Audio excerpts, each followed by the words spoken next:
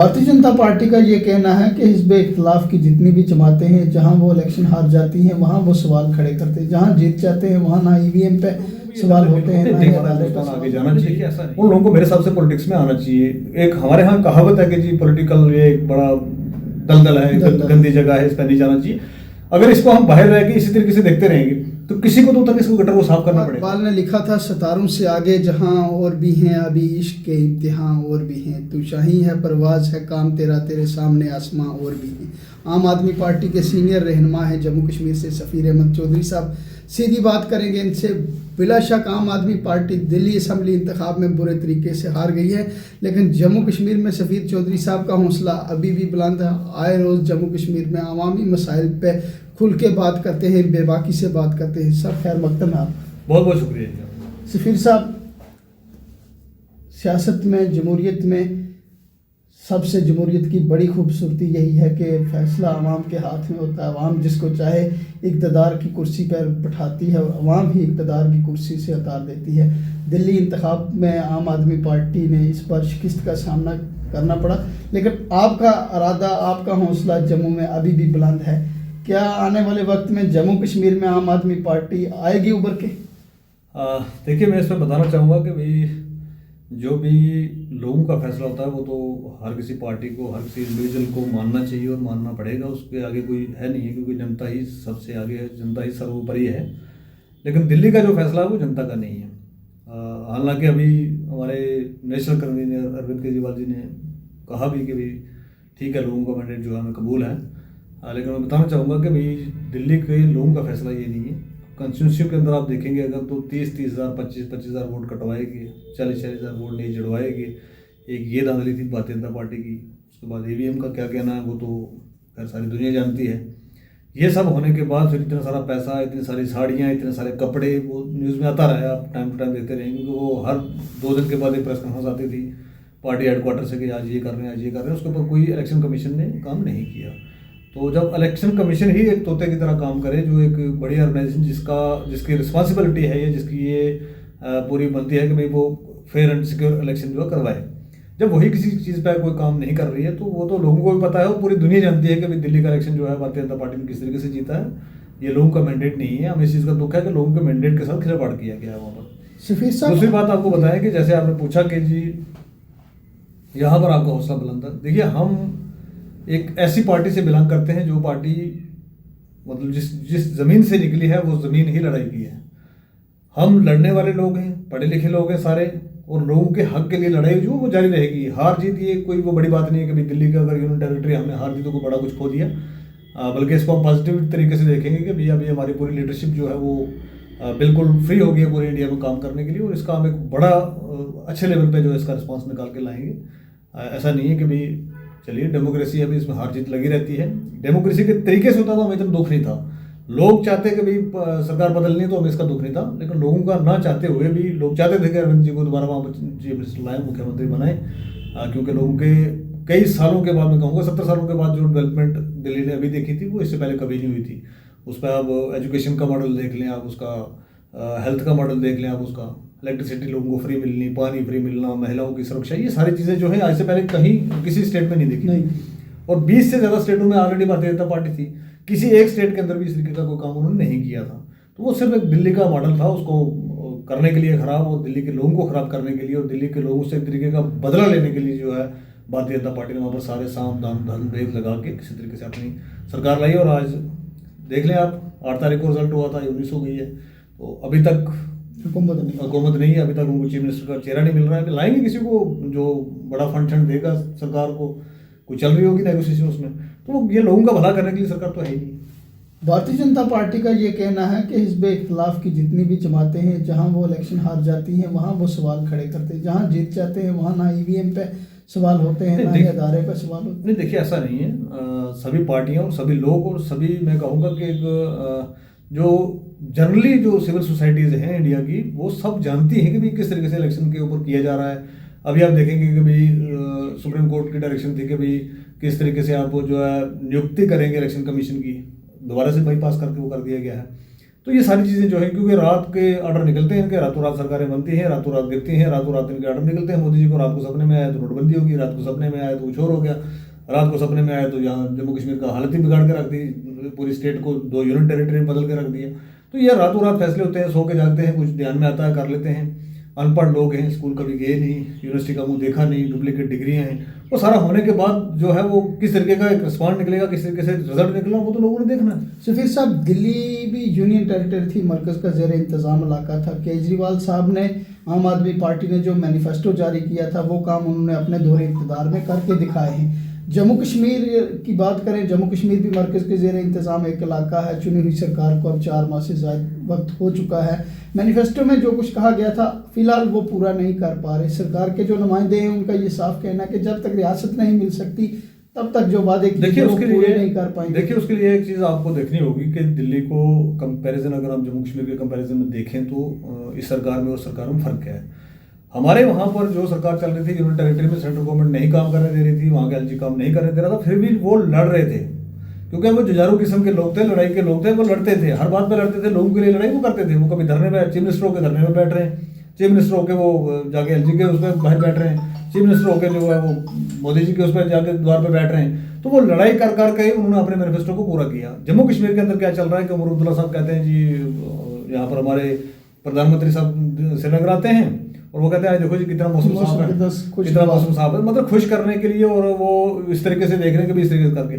जबकि भारतीय जनता पार्टी का track record है, जिसके साथ जुड़े, जहां जुड़े, जो कुछ किया, वो पार्टी खत्म हो गई, वो पार्टी कहीं नहीं है। आप देख सकते हैं कि महाराष्ट्र के अंदर क्या हालत की है 2 पार्टियों की, 2 मतलब रीजनल पार्टीज थी वहाँ की, जिनकी सरकार रहती थी हमेशा, दोनों की 2 की 4 बना दी उन्होंने। उसी तरीके से अगर आप देखेंगे भी जहाँ कहीं उन्होंने जम्मू कश्मीर के अंदर पीडीपी के साथ किया अलायंस, 32 से आए 2 पे आ गए वापस सीधे।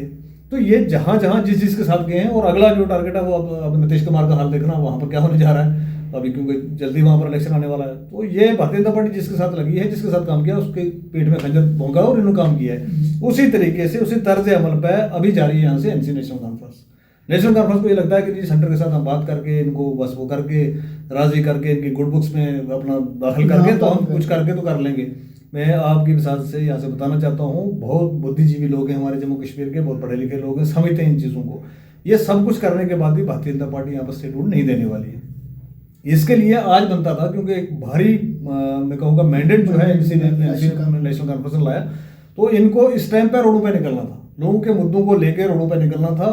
और आज एक मतलब मैं कहूँगा अतिरिक्त करके सारी पार्टियों को, सारे लोगों को इकट्ठा करके तो एक प्रेशर बिल्ड करना चाहिए था सेंट्रल गवर्नमेंट पर कि भाई आपकी स्टेट रूल देने का वादा है। और हिंदुस्तान के सबसे बड़े मंदिर के अंदर होम मिनिस्टर साहब ने खड़े होकर कहा कि जी जैसे ही हम इलेक्शन करवाएंगे उसके बाद तो आपको स्टेट रूल मिलेगा, रियासत का दर्जा। और उसके बाद जो है सुप्रीम कोर्ट ने भी कहा कि भाई तुरंत जितना जल्दी हो सकता है वो दीजिए। उसके बाद बचता क्या है? उसके बाद बचता है पब्लिक का एक प्रेशर, गवर्नमेंट का एक प्रेशर। वो ना बना के आप उनकी गुड बुक्स में जाके चुप करके बैठे रहेंगे तो आप सोचेंगे भी स्टेट रूल में दे देंगे। पहले state rule Bharatiya Janata party ने देनी नहीं, ये भी क्लियर कट पता है। उसके बाद अगर स्टेट रूल देगी तो इस तरीके की कमजोर स्टेट रूल करके देगी जिसका होना ना होना बराबर हो जाएगा।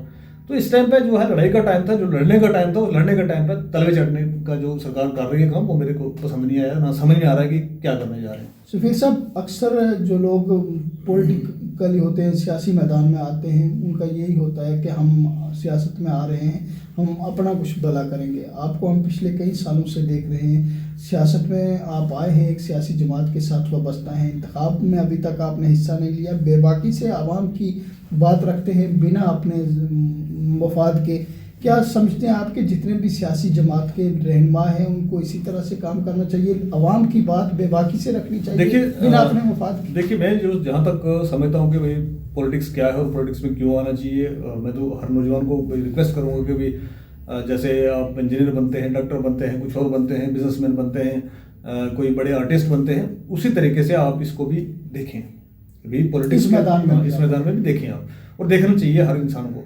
और दूसरा जो है, जो लोगों के लिए दर्द दिल रखते हैं, जो चाहते हैं कि भाई हमारे लोग, देखिए जब कभी किसी कंट्री को डेवलप होना तो सबसे पहले लोगों को डेवलप करना जरूरी है ना। आप घर से शुरू करते हैं, अगर आपका घर अच्छे से चल रहा है तो आप मोहल्ले के बारे में सोचेंगे, मोहल्ला अच्छे से चल रहा है तो आप कंस्टिट्यूंसी के बारे में सोचेंगे, कंस्टिट्यूंसी अच्छी चल रही है तो आप स्टेट के बारे में सोचेंगे, स्टेट अच्छा चल रहा हो तभी आप कंट्री के बारे में सोच सकते हैं। जिन लोगों को भी ये दर्द दिल हो कि भी हमारा हिंदुस्तान आगे जाना चाहिए, उन लोगों को मेरे हिसाब से पॉलिटिक्स में आना चाहिए। एक हमारे यहाँ कहावत है कि जी पॉलिटिकल ये एक बड़ा दलदल है, गंदी जगह है, इस पर नहीं जाना चाहिए। अगर इसको हम बाहर रह के इसी तरीके से देखते रहेंगे तो किसी को तो तक इसको गटर को साफ करना पड़ेगा ना। दूसरा ये है कि पॉलिटिक्स जो है मेरे हिसाब से वो तो ये जिस तरीके से लोग देखते हैं कि भाई कोई पैसा कमाने आ रहा है, कोई कुछ कमाने आ रहा है, कोई कुछ कमाने आ रहा है, ये तो वो जगह ही नहीं है। ये तो है आपको सेवा करनी है लोगों की, आपको लोगों की मदद करनी है, आपको लोगों की आवाज़ें उठानी है। उसके लिए आपके बहुत सारे प्रेशर झेलने हैं, बहुत सारी परेशानी झेलनी है, बहुत सारा कुछ आपसे छिन जाएगा, वो भी आपको झेलना है। तो अगर आपके अंदर वो सोच है कि भाई आप सिर्फ यहाँ पर पैसा बनाने आ रहे हैं, अपनी पावर को बढ़ाने आ रहे हैं, आप वो ब्लैक का कारों का बड़ा जमाना चल रहा है, वो लेके तो टोन टांग करके चलना चाह रहे हैं, तो फिर आपके लिए पॉलिटिक्स जो है वो ठीक जगह नहीं है मेरे हिसाब से। ये सेवा की जगह है। पॉलिटिक्स में वो लोग हैं जो सेवा करना चाहते हैं, जो मेवा खाना चाहते हैं, उनके लिए जगह सियासत में नहीं जगह होनी चाहिए और ना ही जगह बनती है यहाँ पर। क्योंकि मेवा खाने जो आते हैं तो फिर अगली आपको देखते हैं एक इलेक्शन के बाद वो आपको दिखते नहीं कहीं।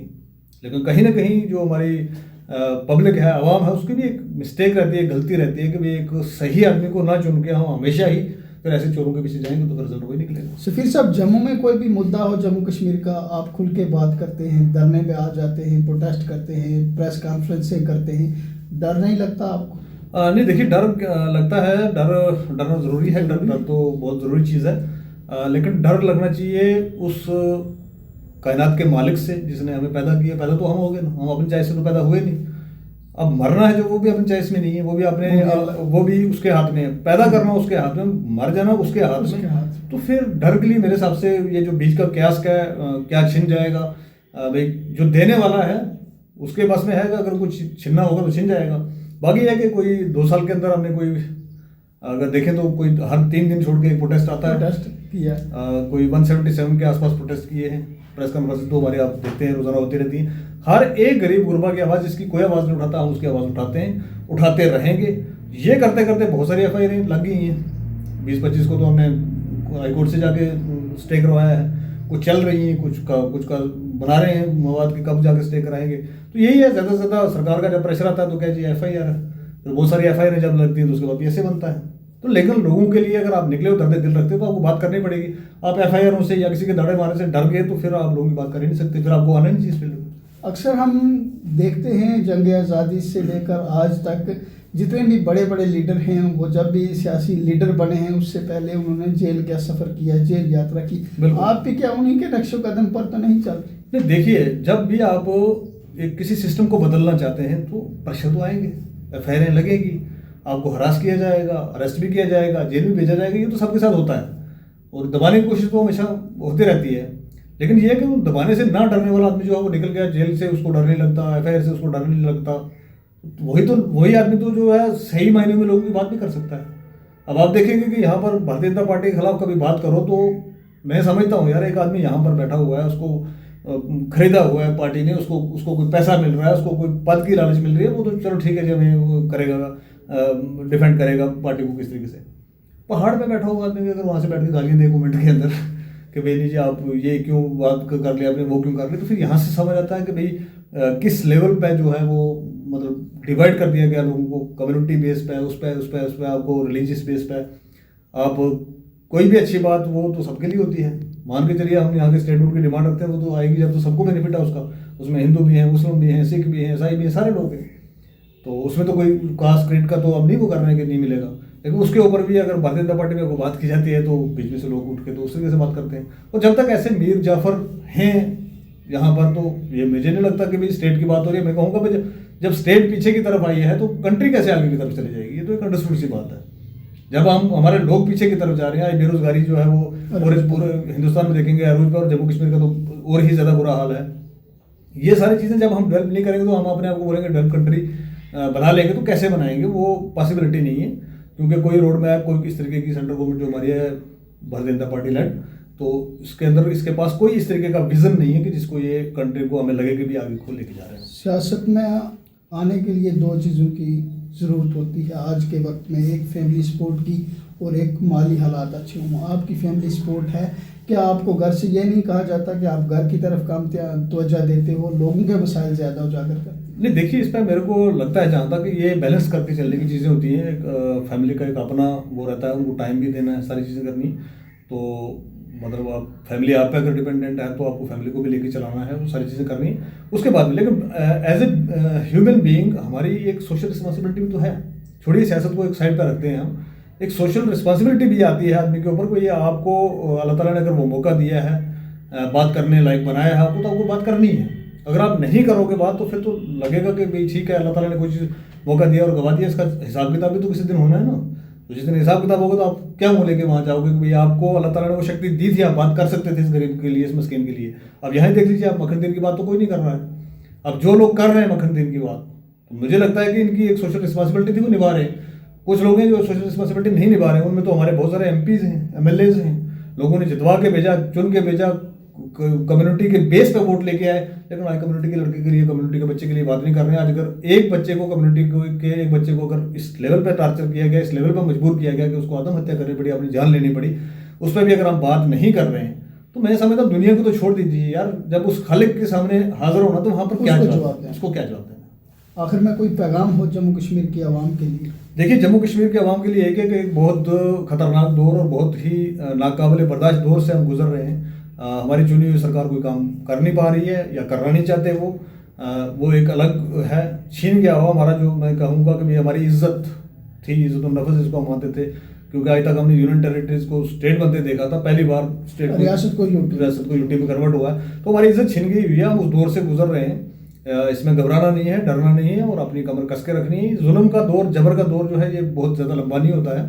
थोड़े टाइम के अंदर ये खत्म हो जाएगा। तब तक आप सब्र रखें, अपने बच्चों का ध्यान रखें। और आजकल खासकर जो मैं कहूँगा कि भाई ड्रग्स और इसी तरीके की चीज़ें जिसमें बच्चे हमारे बलवस हो रहे हैं, उनसे बच्चों को बचाने की कोशिश करें जितनी हो सकती है। वक्त दिया आपने, बहुत बहुत शुक्रिया आपको। आम आदमी पार्टी के सीनियर रहनुमा सफ़ीर चौधरी साहब, सीधी बात हुई है, इन्होंने अपनी तरफ से बड़ा अच्छा पैगाम दिया है जम्मू कश्मीर के वालिदैन को कि अपने बच्चों से मंशात जैसी लानत से दूर रखें।